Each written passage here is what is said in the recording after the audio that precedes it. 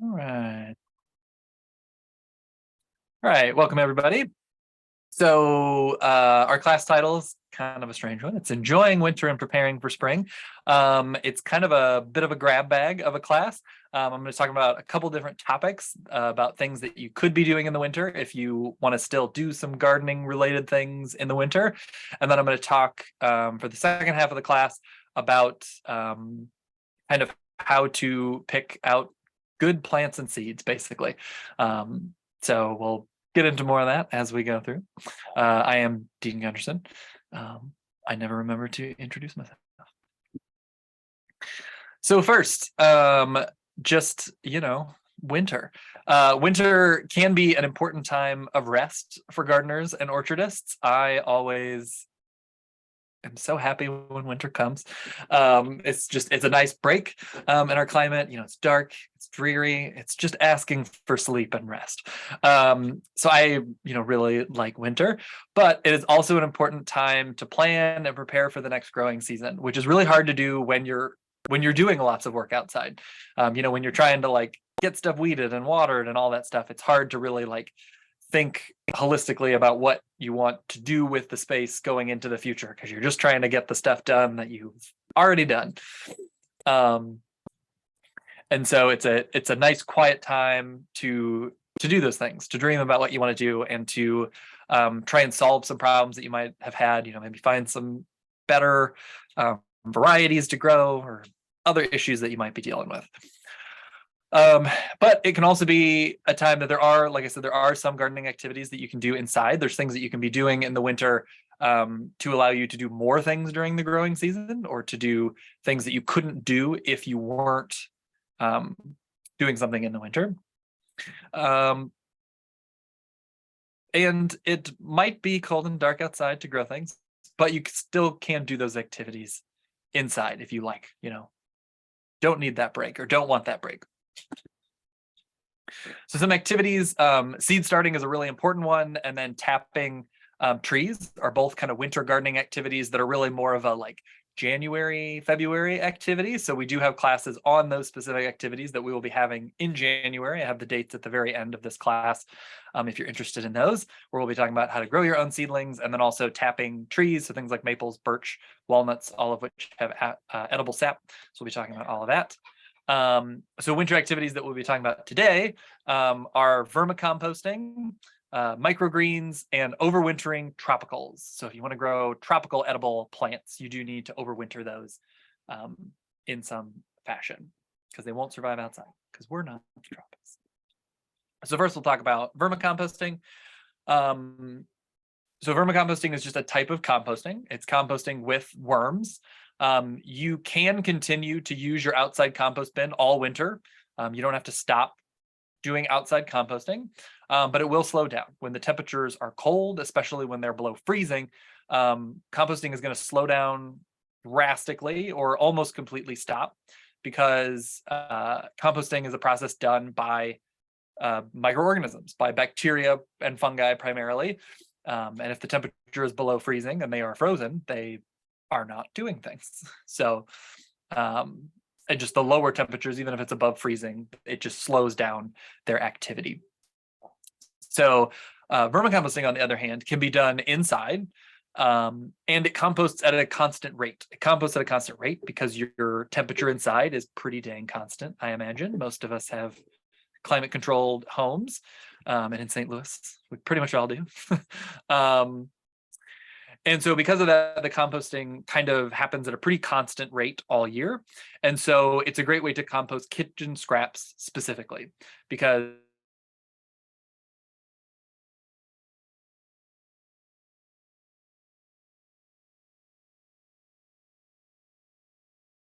eating every day. And so having a constant composting rate for a constant amount of material that you're wanting to compost can be helpful. If you can do it inside, you can do it in your kitchen. So you can also just be like doing the composting right there, which is nice. Like I said, it's a means of composting using worms. And the worms, if you're doing it correctly, are really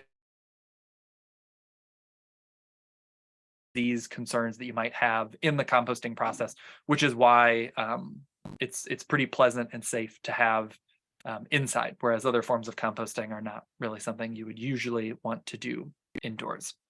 People will talk about bokashi, where you can do like the first half of it inside, but then there's still an outdoor composting component. So what you need for vermicomposting, you don't need a whole lot. You need worms. Ideally, if you know someone with a worm bin, get worms from them. They probably have extra worms. And worms that are local have a better kind of blend of bacteria and fungi in their guts that can help break stuff down a little bit faster, and they're kind of already acclimatized to our weather.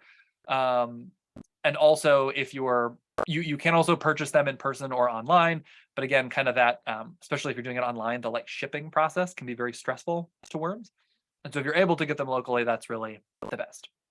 You're also going to need a worm bin, which is simply the structure that's being used to hold the composting material and the worms. You're going to need food for the worms, which is basically the stuff you want to compost. And you'll need bedding, which is just a dry, in the composting terms, it would be a brown, basically paper that you're going to be using to kind of soak up extra moisture and create air pockets in the worm bed. So the worm bin is kind of the first big thing you need, and really kind of the only thing you need to buy or build. Usually, it's kind of the main piece here. They can be purchased or made. There are a lot of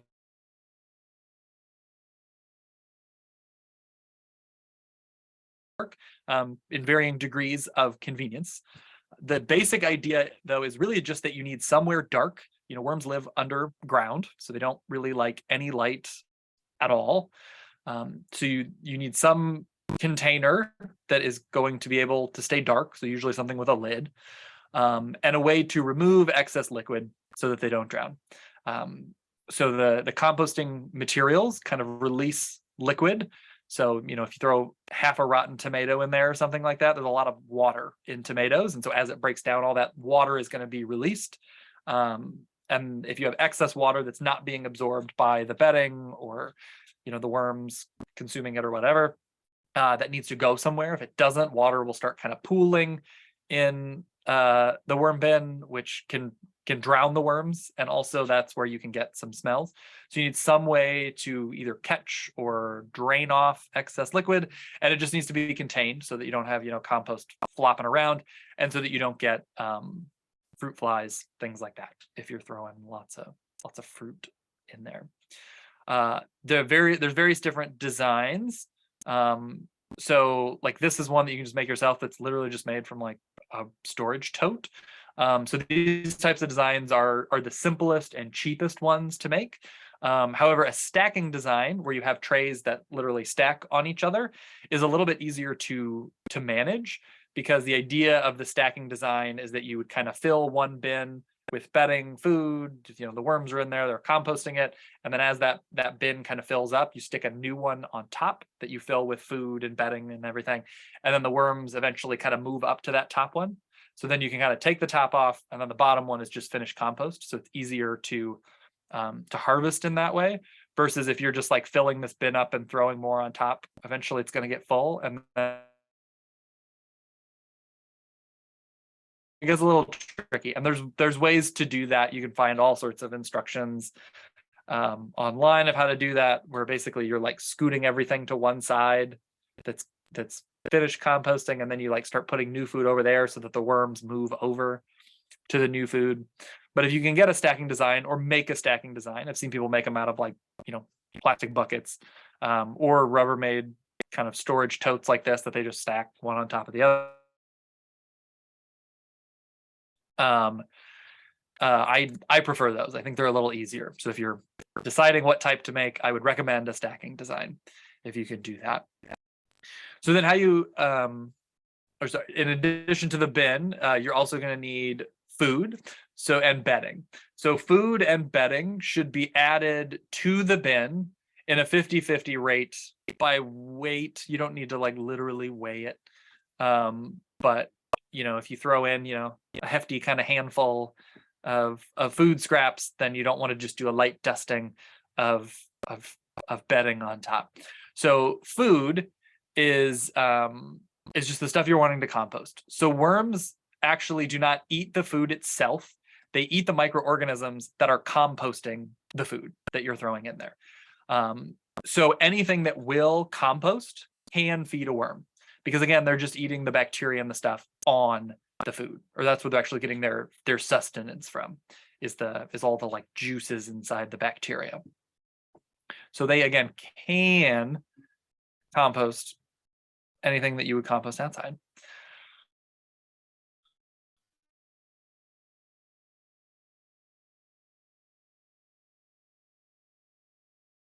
Don't like animal products, they don't like citrus, and they don't like the allium family, so things like onions, garlic, leeks, chives, things in that family. They don't really like those things. They tend to kind of sit in there for a longer time. They don't compost as quickly, really, in any composting system, but they sit in there long. Or like the animal products start rotting really quickly, and those bacteria that compost those animal products can be a little toxic to the worms. So generally speaking, you don't want to do animal products, citrus, or the allium family in a worm bed. But really anything else, any other food scraps you would have, a worm can work in a worm bed. So bedding, when I talk about bedding, that is again browns and kind of the composting lingo. So this would be things like shredded paper, or tore up paperboard, or one of the things I like is like if you have like a pizza box, it's got grease on it that you can't recycle, you can rip that up, and that can be your bedding. Tissue paper, ideally not if it's got something on it, or like is a biohazard type situation. But if you like wiped up, I don't know, a spill or something with some paper towels or paper napkins, those can go into your worm bed. All of those work as bedding. And again, the primary purposes of bedding in a worm bed is that they are the browns, so they're helping to kind of slow down the bacterial growth, which helps prevent it from getting smelly. And it's adding space, especially because it's like shredded paper, just put in like full sheets of paper, but like shredded paper, it's kind of spongy, it's fluffy. It helps kind of create airspace, give pore space, makes it easier for the worms to kind of get around in the bin, get to the food, get away from the food, do all those things, and critically absorb excess moisture, which again, absorbing that excess moisture is going to help prevent smells. Because it's when stuff is really wet is when you start getting the bacteria grow that create stinky smells. So absorbing that extra moisture, it helps with that. So the bedding is really critical, and that's why again it's kind of that 50-50 rate that you're adding those things. Again, you don't need to like weigh it out. That's just like a rough rule, and you'll kind of get a feel for it as you're composting. So I recommend anytime that you're adding food, you're also adding bedding on top to kind of cover the food. So then how this actually works, like that's the stuff you need, kind of some background information. So if you're wanting to actually like set up a bin, what that looks like is you get your bin, decide whatever bin you're going to do. And then to start it out, you add a nice layer of bedding, like a good inch or two at least of bedding, just straight bedding. And then you can add any food on top of that, kind of sprinkled on top. And then I would add the worms there with the food. And then you put enough bedding on top of that to kind of cover up the food, so that the food is not going to be touching whatever lid is kind of sitting on top, if it's a lid that kind of goes all the way down like that. And then you want to put the lid on to exclude light. Again, the worms do not want direct light. If there's light in the bin, the worms are going to go down to the very bottom, where there's probably not food, and you're not going to get composting happening. And then you can add new food as needed. This is something that again, it's not, there's no formula for this. It's you just add a little bit of food. If you're not having issues with like mold or stink or anything like that, then you can start adding a little bit more food.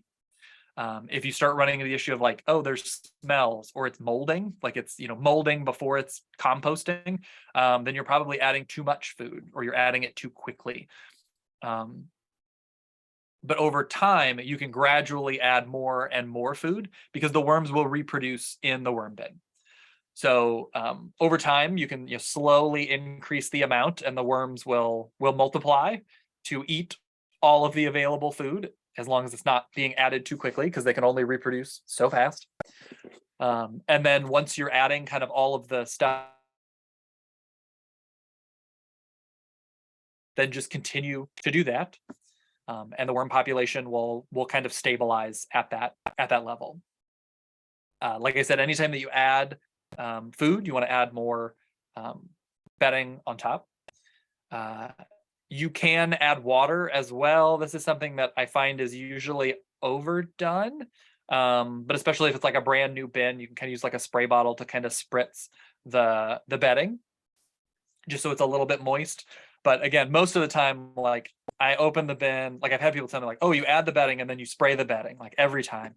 And in my experience, I add the food, I add the bedding, I put the lid on, and then the next day I open it up and that bedding is wet just from all the, evaporation and stuff going on in the bin. There's enough water coming from the food.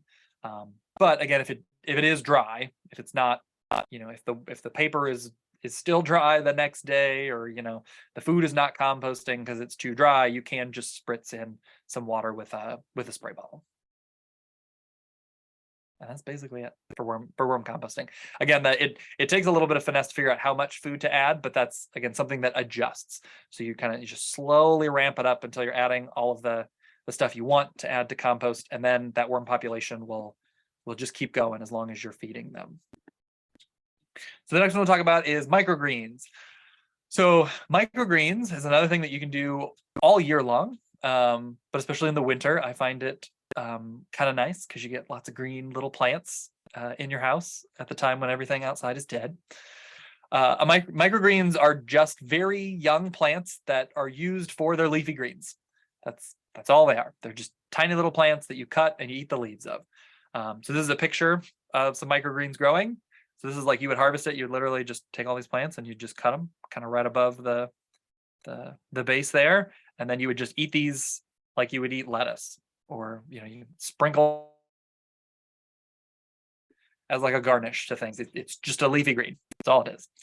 So you're essentially growing little tiny seedlings in order to eat them. You can do this in really any container. You do not need a special microgreen container, and you will need a soilless growing medium, just like you would for seedlings. So if you've ever grown seedlings, or if you want to come to our seedling class in January, or if you want to watch one of our past ones on YouTube, we talk about that a lot. That you're not going and digging up soil out from your garden bed. So a soilless medium is like peat or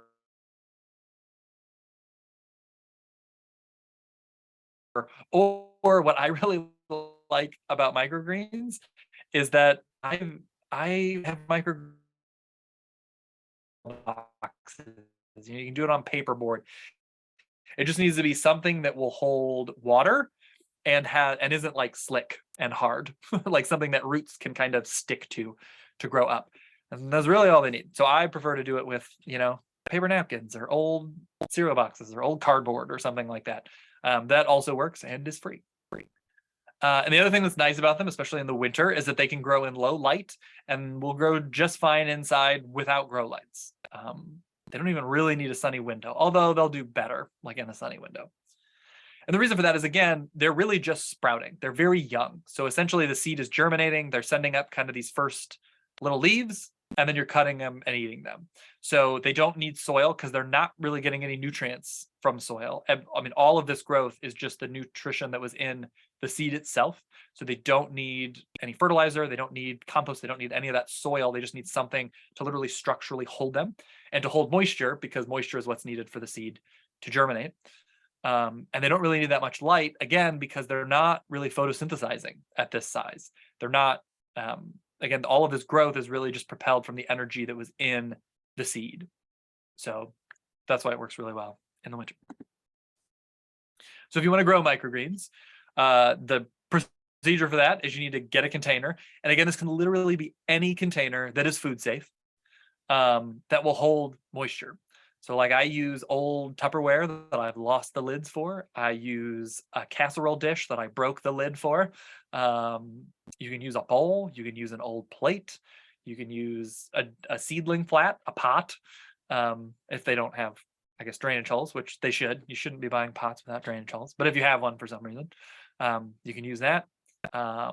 Just some container that will hold water and is food safe. So, like you can reuse food containers, but like you don't want to use like an old container that held raw meat or something like that. So something that's food safe and sanitary, and has been cleaned. Then whatever seed you want to grow, which in the next slide I'll talk about kind of some seed options. Soaking those is good, and then you want to wet whatever soil, and the soaking can just be for like an hour.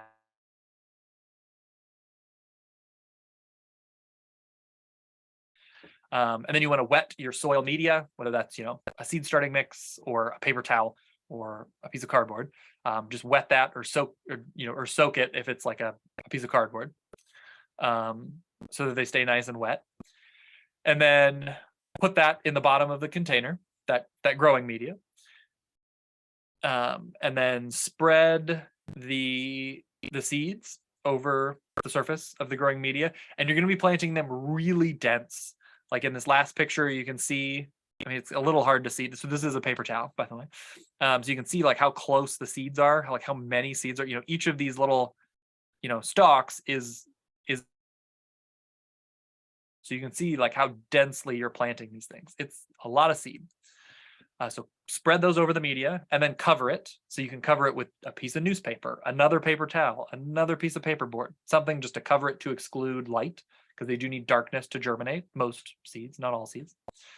And then kind of every day, usually you want to take that cover off, check it, make sure it's still wet. If it's not wet, add a little bit of water. If it's still wet, then you don't need to do that. And then once they start growing, because again, you're checking it every day. Once they start germinating and you're seeing little sprout coming up from the seeds, take that cover off and leave it off. Continue to check it for water, add water as needed. And then once they get to, this stage, cut them and eat them. That's it. That's the whole process. So some good ones to try. So things like arugula, peas, salad mix, sunflower, broccoli, or really any brassica, beets and chard are all things that are pretty easy to do, and that a lot of gardeners might have some extra seed laying around anyways. So you can try those, but you can really, anything that you would eat the leaf of, you can grow as a microgreen, and even some things that you wouldn't eat the leaves of, like sunflowers. You can do that with. So there's lots of options for microgreens, and they all have slightly different flavors, so they're fun to kind of play around with. So the last kind of winter activity that we'll talk about is growing things inside. So tender perennials, the first one. So these are plants that are perennials, but cannot survive our winter. So things like a lemon tree, which is what this picture is. Lemon trees are perennials if you go to Italy, but they're not a perennial here because it's too cold. So a tender perennial is just something that is a perennial somewhere warmer, essentially. So if you grow these, in the ground, they're going to die. They're not going to be perennials. You're not going to get food. But if you put them in pots, they can live outside during the whole growing season. And then you just bring them inside in the winter. And then you can continue to do that. And you can grow all sorts of things that would not have been an option if you were not willing to bring things, or not willing or able to bring things in and take care of them in the winter. So some of your options. So things that I have done, or I know people have done, and I have seen it successful, are things like lemongrass, rosemary, bay. So like bay leaves actually grow on a tree, but you can grow that, in a pot. You can keep it as a small tree. Figs, pomegranates, citrus, really any citrus, although lemons, limes, and calamondin oranges and kumquats are the ones that are kind of the easiest to do in pots, but technically any citrus can work. Bananas, you want a banana that stays short. Some bananas can get 40 feet tall. Don't do that one, because you cannot keep bananas short. You can't prune a banana to keep it short. But there are bananas that only get 2 feet tall. Most of the shorter bananas will get like 6 feet tall, which again is doable in a house. Most people have at least 8-foot ceilings. So you can get a 6-foot tall banana in a pot inside your house. Papayas, there are dwarf papayas that only get 6 feet tall.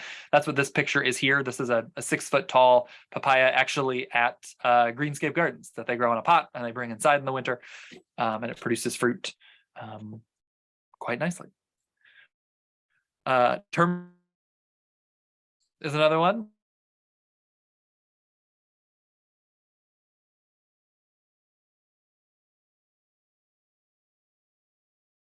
That are growing fine, but have not produced yet, so we don't know how well that will go, are things including vanilla, black pepper, cinnamon, cardamom, and again, potentially, theoretically, any tropical plant you could if you have the right conditions. Some are a little bit more picky, so might not be feasible, but these are the ones that we have tried that we know at least will tolerate inside growth. So what you will need if you want to do kind of these tropical things that you would keep inside over the winter is you're going to need a pot, because it needs to be in a pot. It needs to have drainage holes. Don't buy a pot without drainage holes. It needs to have drainage holes. And if you're going to have it inside, it needs to have a saucer. Because if you don't have that, then when you water it, you're going to have water all over your house, which you probably, and dirt too, which you probably don't want. You're also going to need soil. When I say soil, I don't actually mean soil.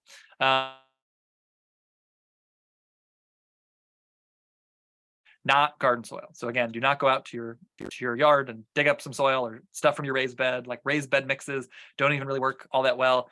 You really want like a potting mix. You can also, so potting mixes don't really have, they're not actually soil. They don't have any real nutrition in them unless there's a fertilizer added, which a lot of times the bag stuff does, which is why oftentimes the first year the potting soil grows great and then the next year it doesn't. It's just because the fertilizer ran out. Nothing else changed. So one way that you can make the potting mix work a little bit better if you don't want to keep adding fertilizer is you can mix like kind of 1 part compost to kind of 2 or 3 parts potting mix. And that works okay for some plants.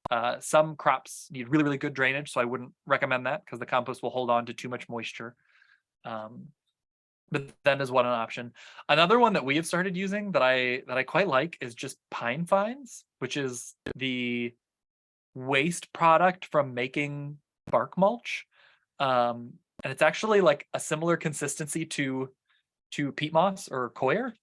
And it works pretty well as a potting mix, like just straight pine vines. Like that's what all of our office tropicals are planted into is just straight pine vines, and they're all doing great. I would avoid peat if possible. Again, which I've talked about in other classes. And at the end, we can talk about it if you have a question. But if you can avoid peat, do it. It's also just kind of a pain to deal with. If it dries out, it's then really hard to get wet again. So avoid peat if possible. But most potting mixes are based on peat, so it's difficult. If you want to grow citrus needs like really, really, really good drainage. I mean, you can see on this bag here, this is what I plant my citrus in. It's the only peat I use anymore, is this cactus, palm, and citrus mix. So the same stuff like for cactus is what is good for citrus. They need really fast, good drainage. So that's like the one that I would probably say might be worth it to buy special. Bananas and other Mediterranean crops. So Mediterranean crops would be things like bay, rosemary, figs, and pomegranates. Those all need pretty good drainage as well. So again, I would probably do just more like a straight potting mix, or even a potting mix with like extra stuff added to make it drain faster. Like I wouldn't do the compost potting mix blend. Most likely. I have also used, I've used a mix that St. Louis Composting makes that is for it's for growing perennials. So it's mostly bark based, but it does have some compost, which is nice. But I would like go with something like that as opposed to trying to make your own, just because bananas and those Mediterranean crops really do not want like soil to be overly wet at all, or you can have issues in the winter in particular. And then fertility, because we are using a potting mix and not a soil, you will probably need to fertilize because there's no real fertility in those things. So you can use a granular and or a liquid fertilizer. You can use synthetic or organic. I know, a lot of people want to use organic. The only thing I would say about an organic fertilizer for inside is that you probably don't want to, because it can get real stinky in your house. But there are organic fertilizers that are more mineral based, or are made from things like, and this sounds gross, but like hydrolyzed feathers. Like they take all the feathers from like chickens that they slaughter and like turn them into goo and then like make them into these dried pellets. So those are organic. They're naturally derived, and they don't have the smell issues. So they're a little bit nicer for these when you're fertilizing them inside. Outside, do whatever you want, because the smell is not as big of a problem outside. But if you're bringing it inside, you probably don't want to be dumping.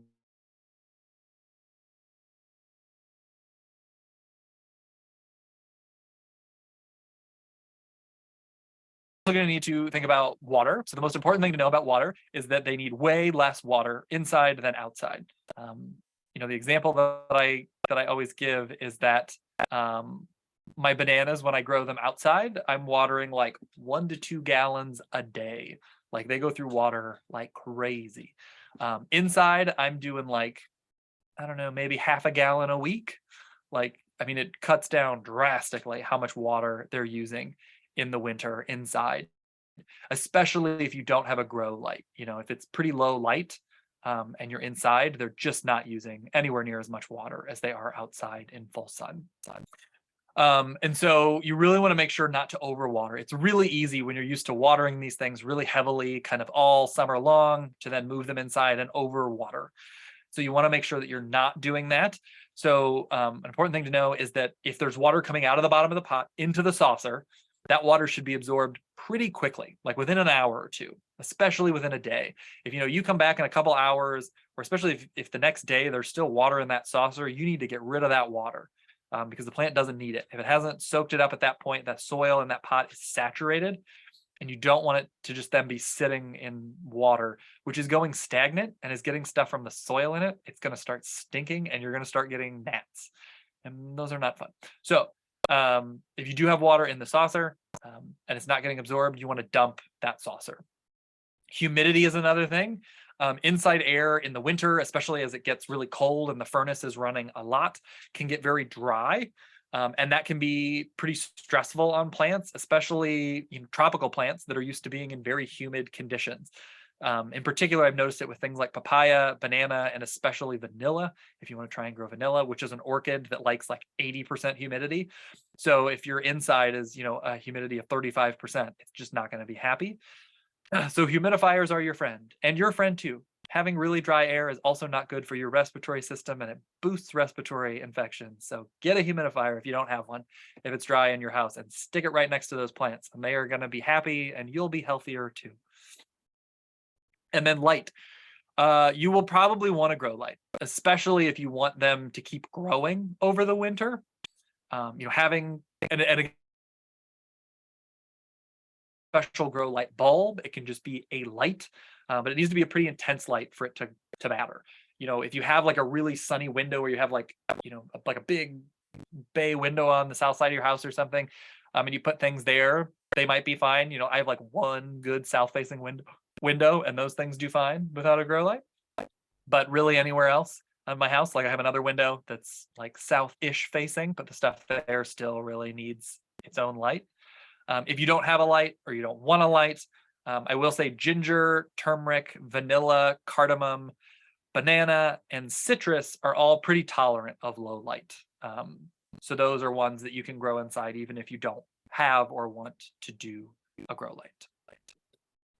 And then lastly, annuals. Everyone wants to grow, let's grow some herbs in the window or something like that. You can totally do that. If you want to do those things, you're pretty much going to follow all the instructions I just gave you for the tender perennials, including the soil, all of that stuff you're probably going to want to follow when you're inside. If it's outside, you can use more of those compost-based, soil-based things in pots because they're drying out more quickly because they're outside. Inside, you really need that like loose, fast-draining potting mix so the roots don't rot. but you have to have supplemental lighting if you want to grow those things. Again, unless you have a really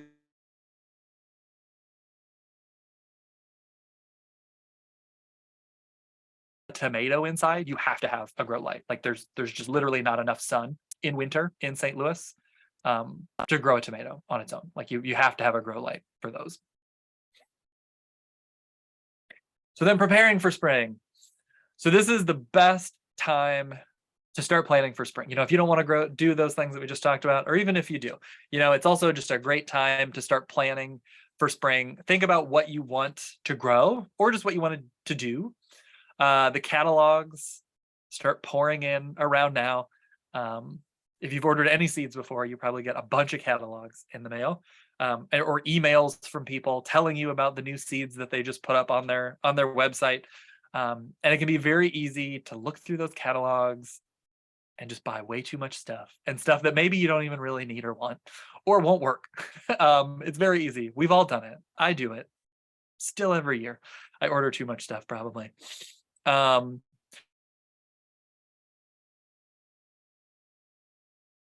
Order about something like, I don't have space for this. Think about, do you have time for all of those different things that you bought? So it can be important to really sit down and think about, well, what do I actually want to grow? And then look for those things as opposed to letting the catalogs tell you what you want, which can be fun as well. But it's, kind of like grocery shopping. It's helpful to have a list going in. It doesn't mean you can't buy other stuff too, but it's helpful to think about it before you start kind of looking through and being like, ooh, that's cool. Ooh, what about that? And then all of a sudden you've ordered for spring. This is a good time to prepare new beds, break up compaction, and amend soil.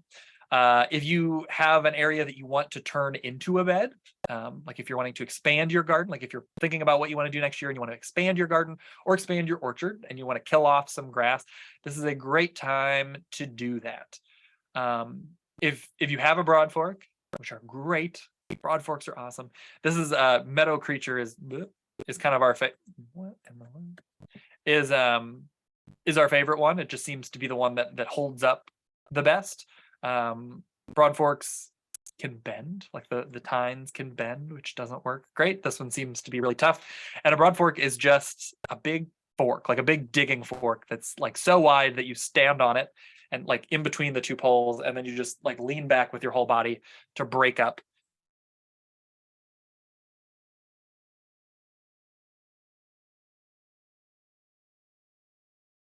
Tillers just chop up and kill everything in the soil in terms of like worms and microarthropods and fungi and all the good stuff. So if you have a new area, it's good to sometimes the ground is too hard, or the stuff growing in there is too tough. So if you're able to broad fork it, or if you want to or need to till it, you can do that. But then after you break up the soil, if you're able to do that, it's then good to cover it with a biodegradable cover. So something like paper or newspaper, rolls of paper, cardboard, anything like that. And then on top of that, to kind of weigh it down, add compost or mulch. And especially if you broad forked, there's now big like gaps in the soil, and the worms are going to come up. They're going to feast on the bacteria growing in that compost, and then they're going to pull it down, and they're basically going to till the soil for you, except without killing everything. So adding that on top is a way to kind of amend it. And because you're adding it now, you then kind of have all winter, 3+ months for that compost to kind of work its way into the soil, and for the grass and everything to die and rot. So that, if you weren't able to broad fork it or break up the compaction now, by the spring, by the time that all that stuff is kind of rotted and the compost has worked in a little bit, it then might be feasible to come in the spring right before you plant and broad fork and break up any compaction that you might have. Those same kind of rules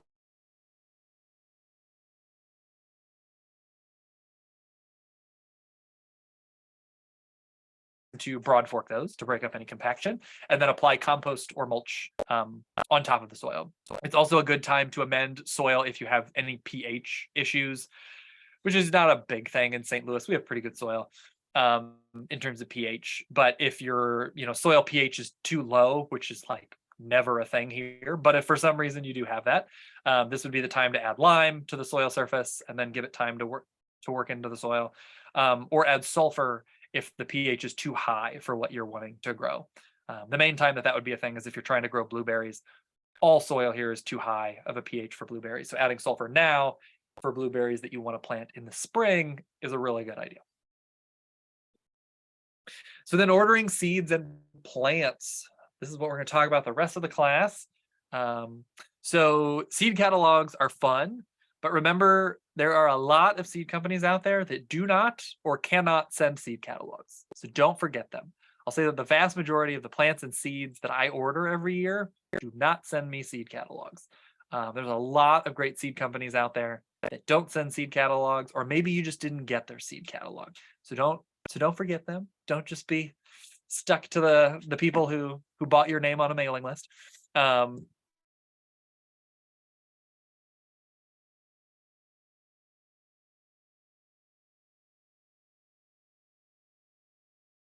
Things, there's millions of places online to order stuff. Like what are you actually looking for? So I would say that depends on what you're looking for, like what crops you're looking for, what thing if you're like, oh, I'm just looking for one that's fun, or if you're like, I need something that will tolerate heat, then you're looking for different things. But there is one big overarching question that you need to answer, and that is, where are they? You get these seed catalogs and they can come from all over the place, and you go online and they're from all over the place. But it's really critical to know where these places are, because they're telling you about a plant. They're saying, oh, this crop did really well for us, or it was really good in the heat, or something like that. And if you don't know where they're at, that information is worthless. It's absolutely worthless, because if you have somebody saying, oh, it's really good in the heat, and they're somewhere that isn't as hot as us, then who cares? Like that doesn't tell me anything. And so you really want to know where they're at. So for locations, just again, as an example, if a seed company in Maine says very heat tolerant, that doesn't mean anything. I mean, it means it's more heat tolerant than maybe the other things they grew, but that does not mean it's going to do well in our heat, because our heat is not on the same level as Maine's heat. They are much cooler than us. If a seed company in Louisiana, however, says very heat tolerant, buy that seed, because it is way hotter there and way more humid. And so if it can handle the heat there, it will handle the heat here. If a fruit tree company says they have a super hardy pomegranate,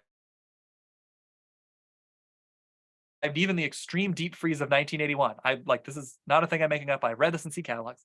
But that fruit tree company is in southern Georgia. It still isn't going to survive here, because it didn't get as cold at night. I looked it up. You can look it up. It didn't get as cold in 1981 in southern Georgia as it gets here every year. And so, you might read that and be like, wow, because in 1981 it got really cold here, but it's southern Georgia. It didn't get that cold compared to how cold it gets here. But if a fruit tree company in Minnesota says super hardy, it's going to do great here in our winter. It's not going to have any problems with our winter. And so it's really important to know where these companies are. And they don't just slap it on the front of their cover, which they should, in my opinion. You might need to look a little bit, figure out where are these, where is this seed company?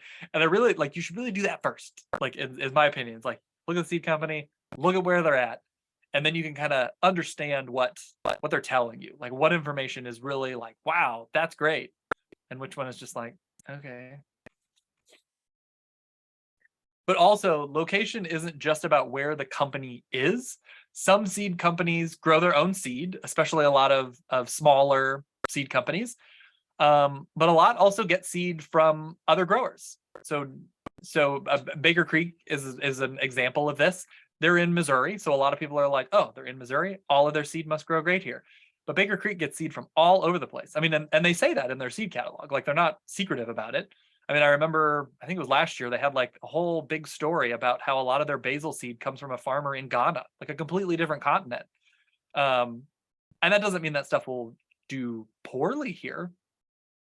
But if you're getting it from a farmer in Ghana and you haven't grown it in Missouri, then I don't know if it will grow well in Missouri until I grow it. So you also want to know, if they're getting their seed from somewhere else. And again, hopefully they'll be upfront about that. Usually they are, because a lot of times they'll advertise it. They'll be like, this is from this grower. And you don't need to know that with every single seed, but if they're one that you read about and you're like, wow, this one sounds really great, and you notice on there it says grown by this grower, maybe look up where that grower is, because they might not be where. But most growers are, most seed companies, if they're sourcing seeds from growers, it's usually growers close to them if it's a smaller seed company. But especially the really big seed companies can be getting stuff from really far away sometimes. And so that's, again, just another thing to keep in mind if you're trying to look for, like, well, will it do well here? It's helpful to know, again, where the context of these descriptions are coming from. And another thing too is, that what I'm saying here, that is not to say that, a seed company in Minnesota is going to have nothing of value to you. That's not what I'm trying to say. Because you can also, the origin of the variety itself or of a cultivar can also give you an indication of if it will do well here. So, if you have a seed company in Minnesota, again, like those things, they might do well here. Some crops are just very adaptable and they do well everywhere. It's hard to know unless you've grown it or someone else, in St. Louis has grown it. But if you're looking at a thing in Minnesota and you're saying, well, I don't know if this will do well, but the variety you read is like, oh, this is an Italian heirloom, or, from Tuscany. Well, Tuscany actually has relatively similar weather to us in terms of how hot it gets in the summer. And so, you could say, well, all of this is in Minnesota. The crop is originally from Tuscany. And if it did well in that heat, which is the same heat as us, it's probably going to do okay if it's a summer crop. And so, you can kind of think of things that way. And, just as an example, if a company in Arizona, but is selling an apple cultivar, so cultivars, especially like fruits and nuts and things that are crafted, they're literal clones, like they're clones of each other. So wherever that fruit tree came from originally, that it will do well in a climate like that. And if it's being grown in a nursery in a different place, it's also going to do well in a climate like that. So, if you have a company in Arizona that is selling an apple cultivar that was developed in New York, then that cultivar can handle the cold and humidity that happens in New York, and also the heat and the dry conditions of Arizona. So that's probably a pretty adaptable apple. Like that might be a good one worth trying. And also knowing kind of where things come from, like kind of looking into that, can also kind of help you figure out, well, what do I want to look for? So like, and tomatoes are like a weird example. So tomatoes, started in the Andes, like that's where they were domesticated. That's where the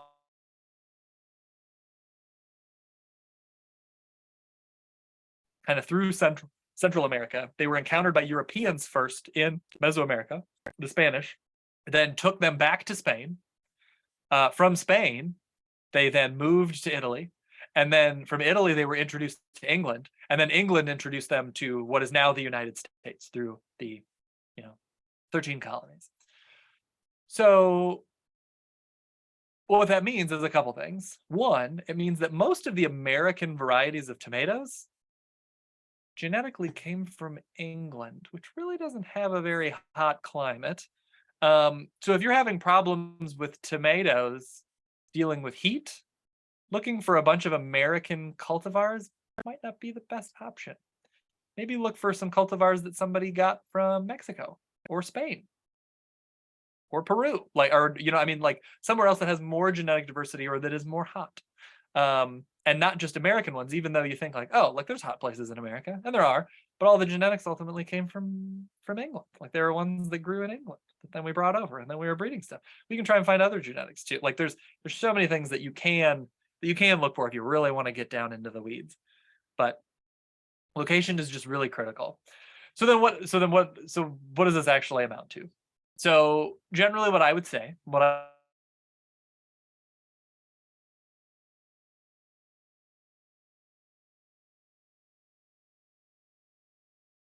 like probably most of the stuff in this seed company is going to do well, or is at least going to be worth trying. Like has a good chance of doing well. So a way that you can think about is like similar climates in the US, like that's where we're getting most of our seeds, is from the US. It's really hard to import seeds. So other places like the US, but also you can look for varieties and cultivars that were developed in areas similar to St. Louis, both in the US or abroad, because varieties from other places can end up here and then be grown at seed companies all over the place. But again, if it's from a place that has a climate similar to ours, it's probably going to do pretty well. So just some examples are, and like I like to look for seeds from the eastern US, generally like the southeastern US, especially if I'm talking about summer crops. Stuff from the southeast does pretty well. Does a lot better than summer crops from New England.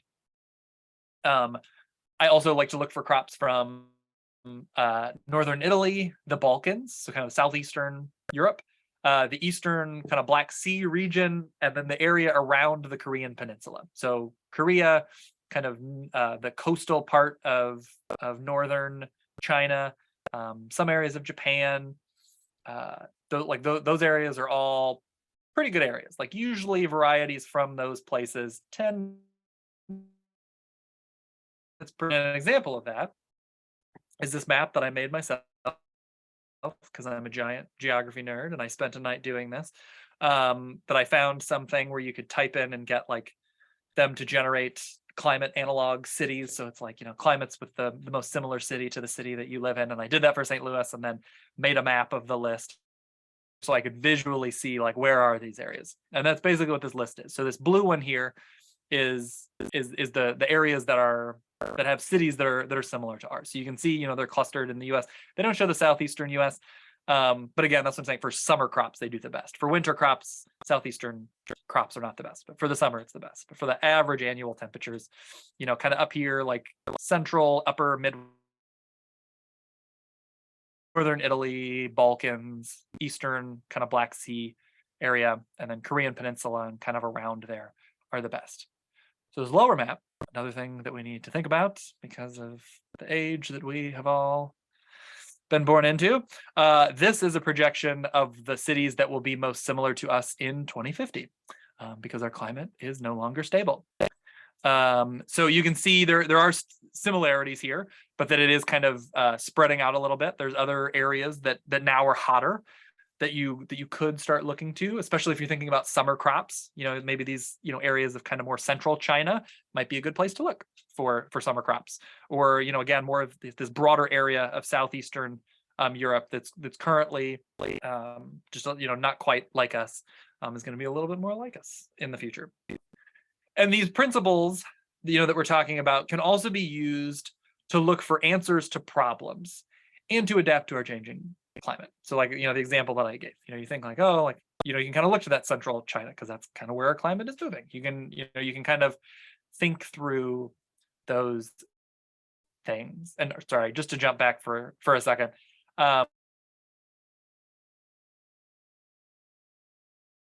Is like the ultimate squash in my opinion, in terms of growth, ease of growth, all those different things, is from coastal northern Italy, and it does really well here. The pepper that we're going to be growing this year, like an offering, is one that has done really well. That was originally from Ukraine, which you can see on this map is not quite in the area that says it's really similar to us, but a lot of stuff from Ukraine tends to do pretty well for us. So that's kind of how we've used that in the past, looking for varieties from those areas. And a lot of the greens that we do, like cool season stuff from East Asia, especially from Korea, that's like if you can find cool season stuff from Korea, you are in luck. That stuff usually does really well here.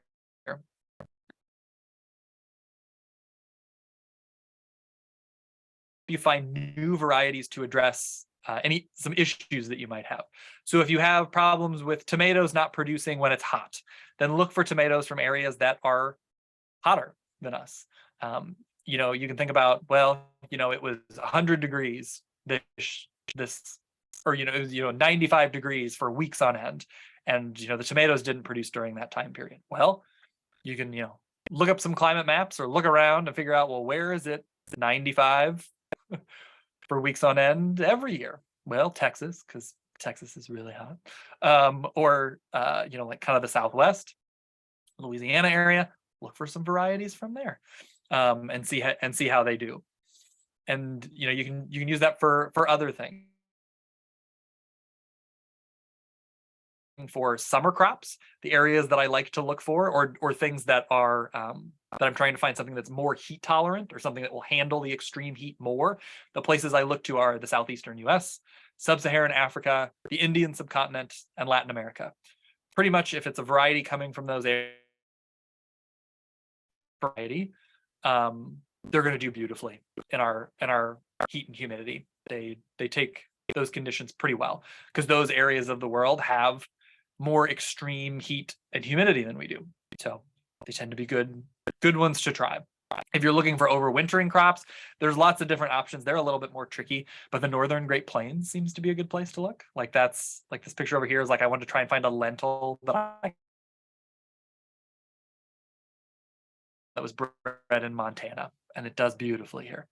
A lot of the other overwintering stuff, the problem is that they're a lot of overwintering crops are bred for like England or the Pacific Northwest that just have really mild winters. So you really want to look to places that have really extreme winters to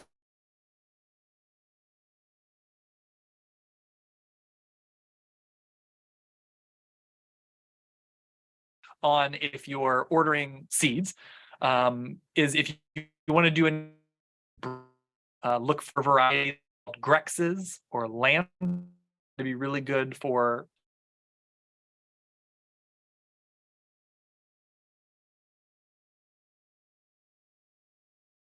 we might have different soil. There might have been a drought. There might be, you might have planted them too late or too early, or our sun might be different, especially if you're talking about bringing things like from the tropics, like if you have stuff from the Indian subcontinent, their day length is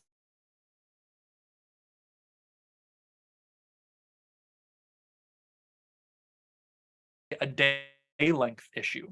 So just stuff might not work. Like this is not an assurance that things will work, but they can be helpful principles to look for. The best way to know for sure if something will work well here, if it's a good variety here, is to talk to someone else here who has grown it.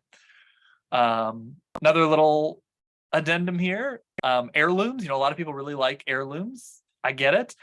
One thing to know though is that to be an heirloom, like by definition, it has to have existed for at least 50 years.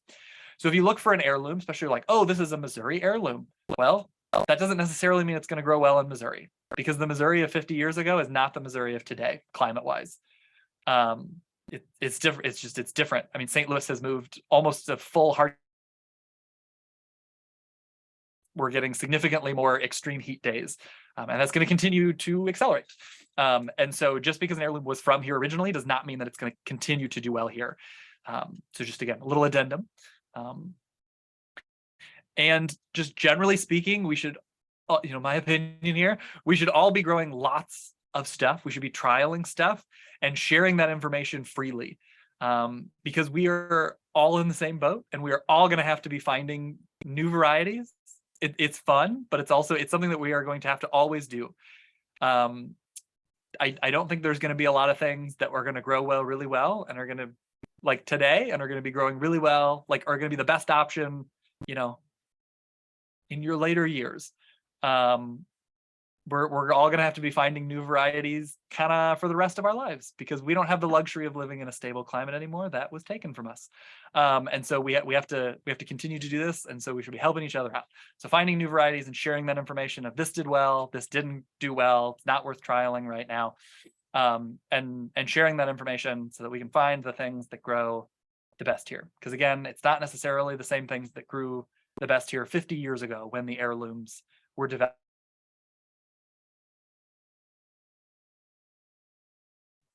So yeah. So lastly here, just my favorite seed companies. So kind of good all around. I love Southern Exposure Seed Exchange. They are in Virginia, so they have a climate pretty similar to us, a little bit more on the hot side, and so they are a good one to look to. I don't think I've ever grown something from them that didn't do well.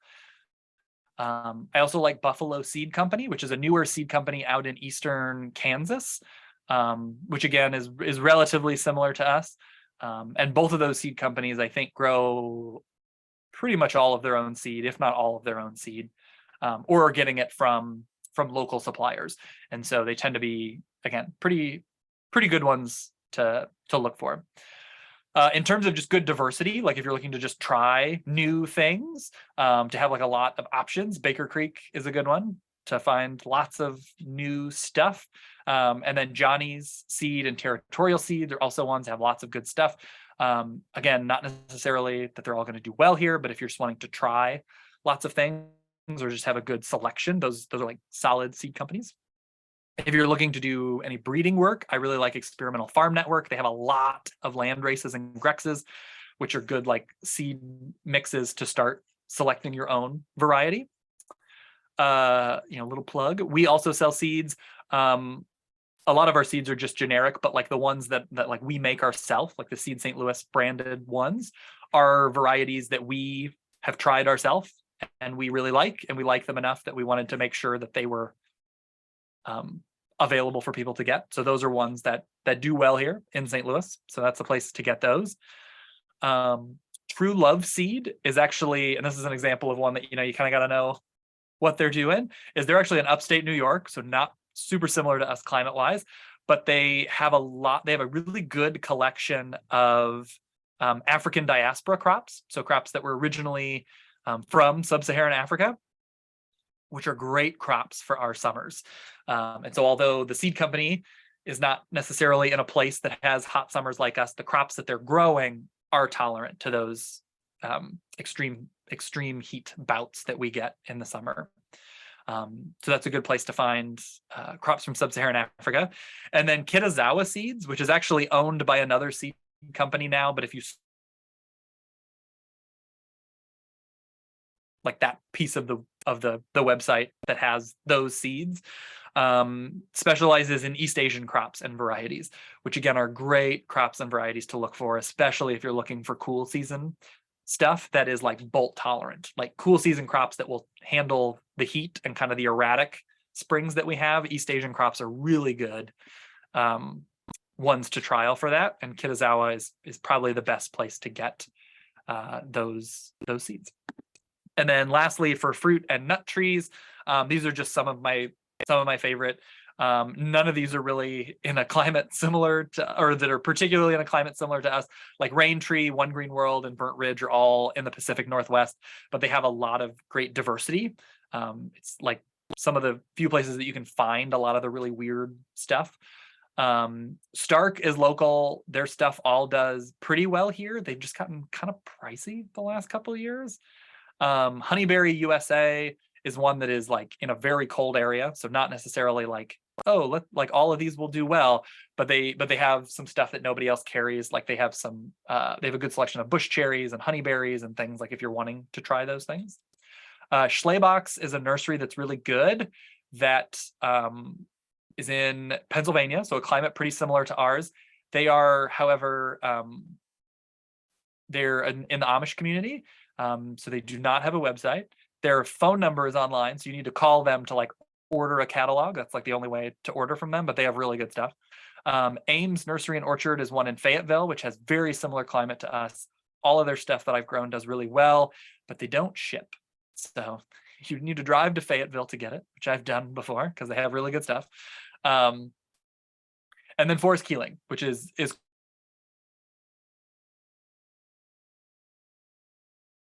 have to like go there to buy stuff, but they're really good if you're wanting to find things like pawpaws, persimmons, hazelnuts, more the kind of like native fruiting things. They have a really good selection of that. But again, you need to drive to them. They're not as far as Fayetteville, but I think they're a good like hour drive north of St. Louis along the river road. So these are the upcoming classes in January that I talked about. So seed starting is January 12th. And then tree saps and syrups is January 26th.